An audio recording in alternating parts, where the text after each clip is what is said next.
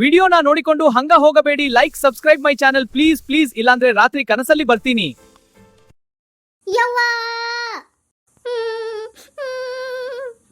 ಅಳ್ಬೇಡ ಮಗಳ, ಅಳಕ್ಕೆ ಹೋಗ್ಬೇಡ.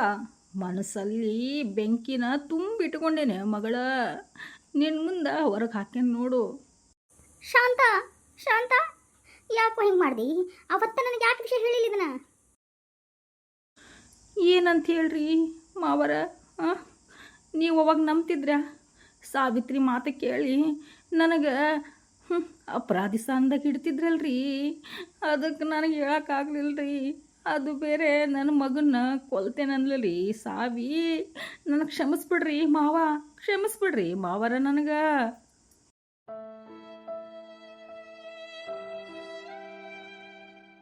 ಅಲ್ರಿ ಮಾವರ, ನಾನು ಯಾವತ್ತೂ ನಿಮ್ಗೆ ಮೋಸ ಮಾಡಬೇಕು, ನಮ್ಮ ಗೆಳತಿಗೆ ಮೋಸ ಮಾಡಬೇಕು, ಈ ಮಗಳಿಗೆ ಮೋಸ ಮಾಡ್ಬೇಕಂತ ಅಂದ್ಕೊಂಡಿಲ್ರಿ. ಆ ಸಾಕ್ಷಾತ್ ದೇವಿ ಮೇಲೆ ಆಣೆ ಮಾಡಿ ಹೇಳ್ತೀನಿ ರೀ ಮಾವರ.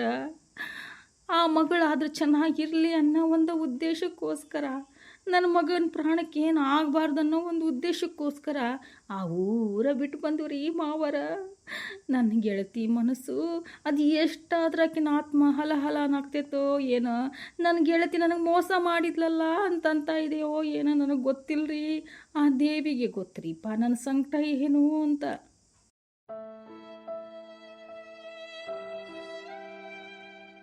ಅಪ್ಪ, ಯಾಕಪ್ಪ ನಮ್ಮವ್ವ ಸತ್ತ ಮೇಲೆ ಸಾವಿತ್ರವನ್ನ ಮದುವೆ ಮಾಡ್ಕೊಂಡಿಯಪ್ಪ? ಮಗಳ, ನಾನೇನು ಬೇಕಂತ ಮದುವೆ ಮಾಡ್ಕೊಡಿಲ್ವಾ? ನಿಮ್ಮವ್ವ ಹೋದಾಗ ನೀ ಸಣ್ಣ ಎಳೆ ಕಂದ. ಈ ಎಳೆ ಕಳಲಿಗೆ ಹಾಲು ಭಾಳ ಮುಖ್ಯ ಆಗಿತ್ತವ.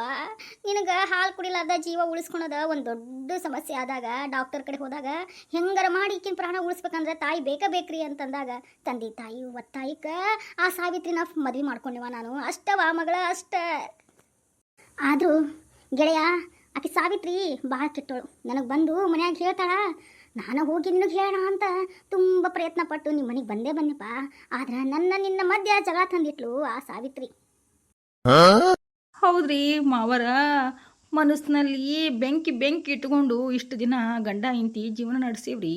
ಯಾವಾಗ ನಿಮ್ಗೆ ಈ ವಿಷಯ ಹೇಳ್ತೀನಿ ಅಂತನ ಕಾಯ್ತಾ ಇದ್ನಿ ರೀ ಮಾವರ. ಆದ್ರೆ ಇವಾಗ ನಾ ಸುಮ್ಮನೆ ಬಿಡಂಗಿಲ್ರಿ ಮಾವರ. ನಿಮ್ಮ ಸಾವಿತ್ರಿ ಅನ್ನೋಕ್ಕಿಂತ ನನ್ನ ವೈರಿ ಸಾವಿತ್ರಿನ ನಾ ಸುಮ್ಮನೆ ಬಿಡಂಗಿಲ್ರಿ.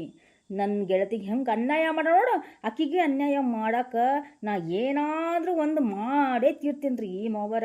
ನನ್ನ ಗೆಳತಿ ಆತ್ಮಕ್ಕೆ ಶಾಂತಿ ಸಿಗ್ಬೇಕಂದ್ರೆ ಆಕಿನ್ನ ಹೆಂಗಾರ ಮಾಡಿ ಮಣ್ಣು ಮುಕ್ಕಿಸ್ಲೇಬೇಕ್ರಿ ಮಾವರ.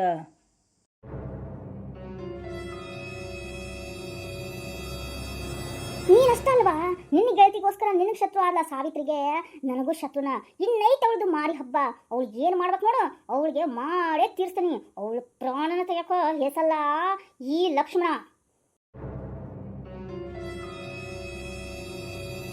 ಅಪ್ಪ ಬೇಡಪ್ಪ, ಬೇಡ. ಯಾಕೆ ಈ ಶತ್ರುತ್ವ, ಕೋಪ, ಜಗಳ ಬೇಡಪ್ಪ, ಏನು ಬೇಡ. ನಮ್ಮ ಪೂರ್ತಿಗೆ ನಾವು ಇದ್ದು ಬಿಡೋನು. ಮತ್ತೆ ನಾವೇನಾದರೂ ಮಾಡಿದ್ರೆ ಮಾತ್ರ ಸಾವಿತ್ರಿ ನಮ್ಗೇನಾದರೂ ಮಾಡ್ಕೊಂಡು ಕುಂತ್ರೆ ಏನಪ್ಪ ಮಾಡೋದು? ಸಾವಿತ್ರಿ ಅವಳು ನನಗೆ ಕೋಪ ನೆತ್ತಿಗೆ ಏನು ಅವ್ವ ಅಂತೀಯ? ಸಾವಿತ್ರವ್ವ ಅನ್ನಕ್ತೀಯ ಅವಳಿಗೆ? ಯಾವಳ ಸಾವಿತ್ರವ್ವ? ಇನ್ನಿದೆ ಅವಳು ರಕ್ತ ಕುಡಿಬೇಕನ್ಸಾಗತ್ತವ ನನಗೆ. ಅಷ್ಟು ರಕ್ತ ಕುದಿಯಾಕತೈತಿ ನನಗೆ. ಹೌದ ಮಗಳ, ಹೌದು. ಅಂತ ಸಾವಿತ್ರಿ ಈ ಭೂಮಿ ಮೇಲೆ ಇರಬಾರ್ದು. ಚಂಡಿ ಚಾಮುಂಡಿ ರಣಚಂಡಿಯಾಗಿ ಅವಳ ರುಂಡಾನ ಚೆಂಡಾಡಬೇಕು ಆ ಚಾಮುಂಡೇಶ್ವರಿ. ಅತ್ತಿಯರ, ಅಪ್ಪ ಬೇಡಪ್ಪ, ಬೇಡ. ಯಾಕ ಈ ಕೋಪ, ಜಗಳ, ಅಸೂಯಪ್ಪ? ಯಾಕ ಮಗಳ, ಯಾಕ? ನಿಮ್ಮ ತಾಯಿ ಕೊಂದ ಆ ರಾಕ್ಷಸಿ ಮೇಲೆ ನಿನಗೆ ಸಿಟ್ಟು ಬರಾಕತ್ತಿಲ್ಲ ನೀವ?